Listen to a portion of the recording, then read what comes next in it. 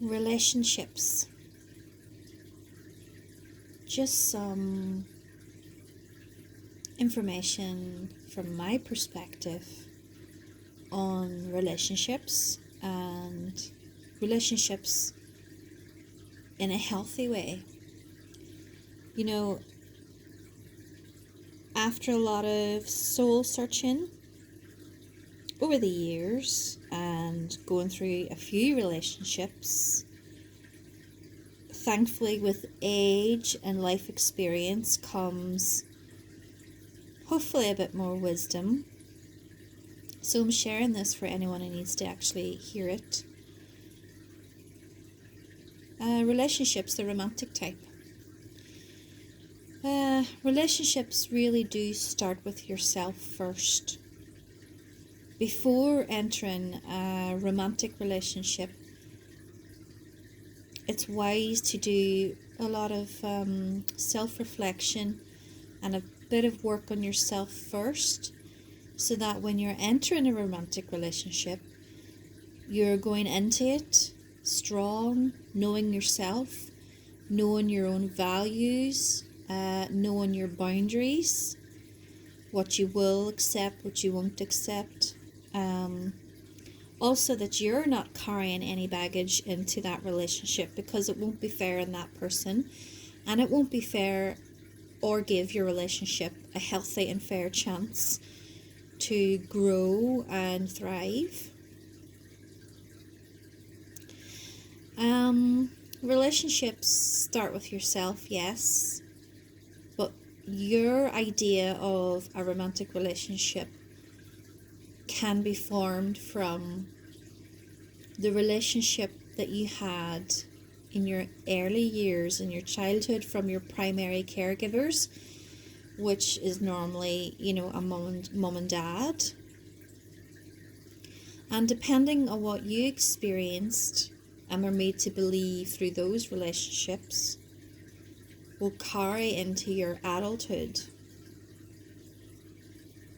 And really, it's only through years of different personal development classes, soul searching, some counselling, that I'm able to look back and reflect and see that some of my romantic relationships were quite maybe codependent.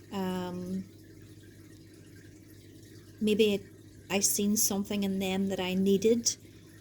Maybe it was a bit of stability, security, maybe it was confidence. And while it's quite nice for a partner to be able to help you in those areas, you really need for yourself to be quite settled and confident in those areas yourself. And changing your view of relationships as being, instead of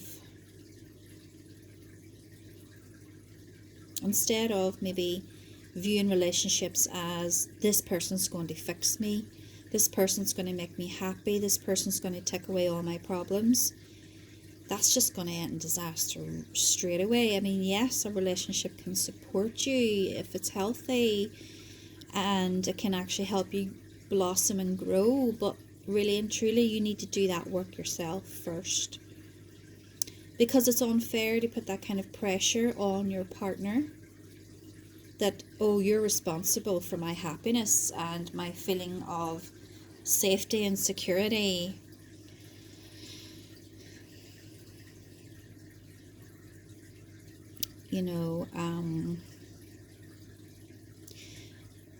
And I used to always be looking for this one person, and I guess as a girl, being brought up with princesses and Prince Charmings,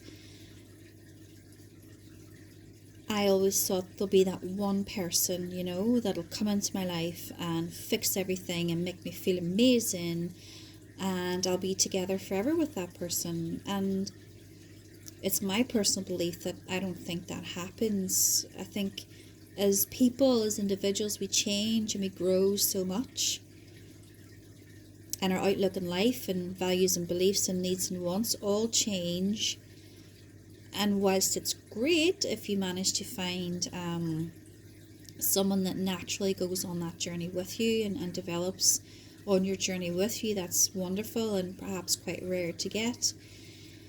Inevitably, most people do change and grow up and grow on separate ways and separate paths, and that's sad. But I do believe that people come into your life for a season, a reason, or a lifetime, or maybe even just a lesson or what have you. But rather than believing that there's going to be this one person out there just for me, take that pressure off yourself and that relationship and see, well, this is the right person for me just right now, And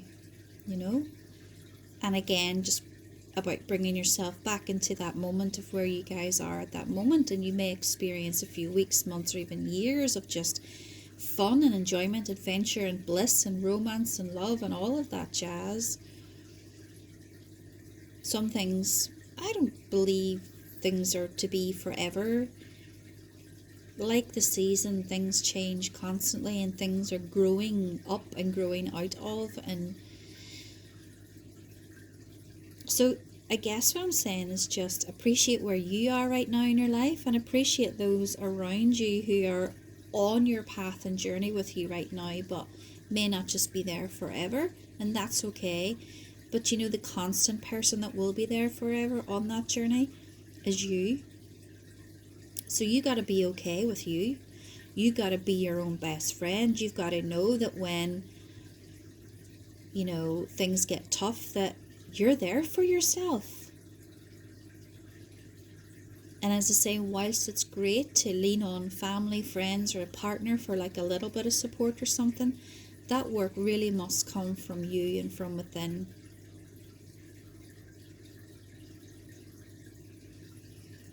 So that would be my advice. Before entering a romantic relationship, ensure that you're in a good place yourself.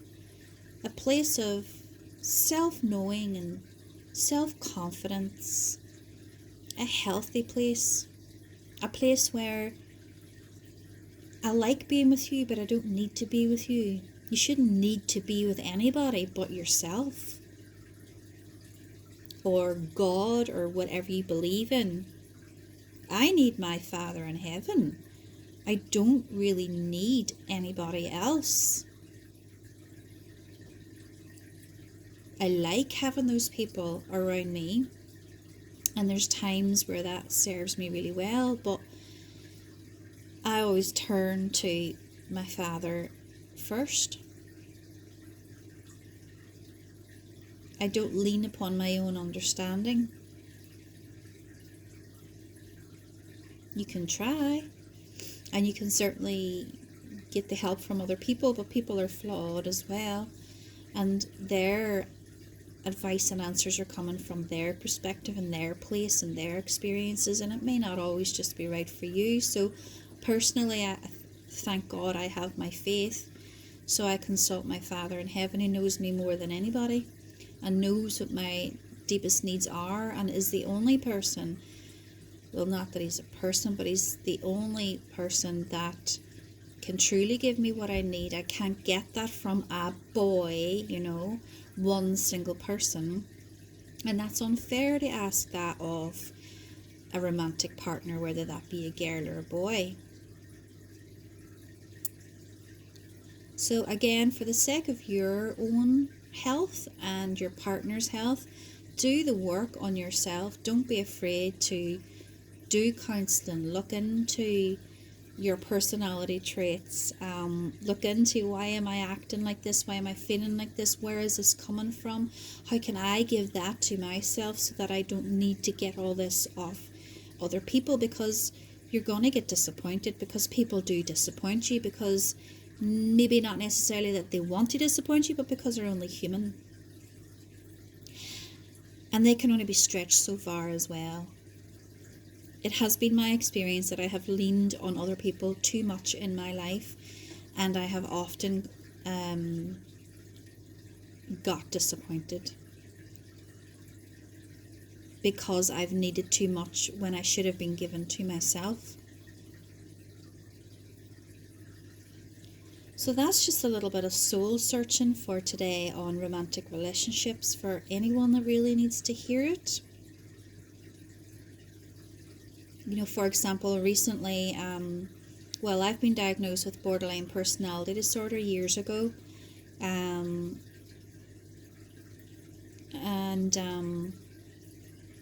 I've often wondered, why do I feel like this? Why do I respond like this? Why, And for example, looking into borderline personality disorder to help me understand some of that side of myself, like my fear, my obsessiveness with people, wanting to lean in and hang on to them far too hard, why I'm very black and white, and why I struggle in relationships sometimes by studying the actual maybe condition that you might have might give you a bit of an insight into why you're thinking of behaving like that.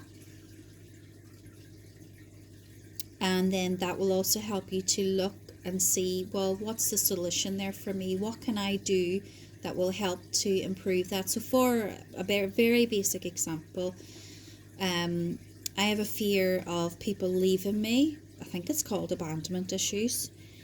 And that is a trait of borderline personality disorder, but it's also, I think, coming from when I lost a primary caregiver incredibly young, and it was a male. So I used to have this, I have to be in a relationship, I always have to have a boyfriend, I can't be on my own. And eventually I traced that back to, I lost, a father when I was very young. He was a male.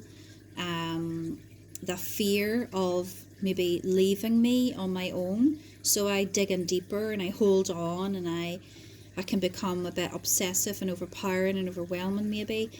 And then when the relationship breaks down, which, let's face it, relationships do, I just would think it was the end of the world. So when I looked into that part of borderline personality disorder and realised that it's basically just fear-based and abandonment-based, I had to basically reaffirm to myself that the people will come and go, but you'll never be on your own. There'll be new people that will enter your life, but primarily you've got this. You are your own best friend. You are your own provider. You look after yourself. You feed yourself. You wash yourself. You pay your bills. You manage your anxiety. You help people. You volunteer. I do all of that for myself. And people will come and go, and that is okay. And it's not that they're leaving me forever or that I'm unlovable.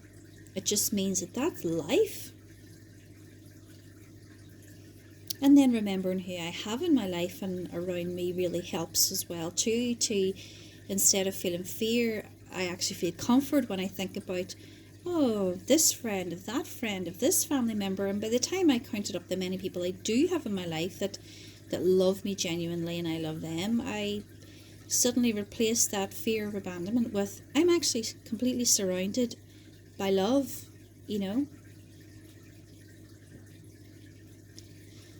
So don't be afraid to do the hard work on yourself, folks.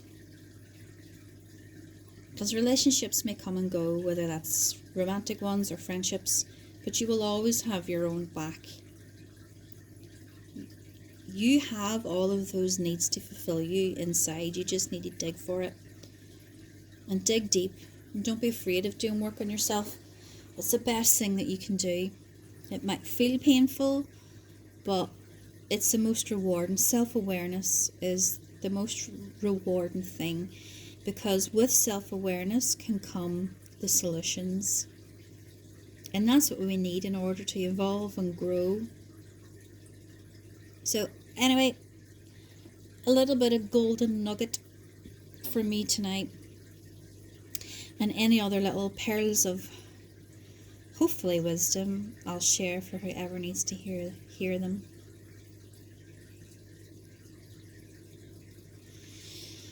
So, be well.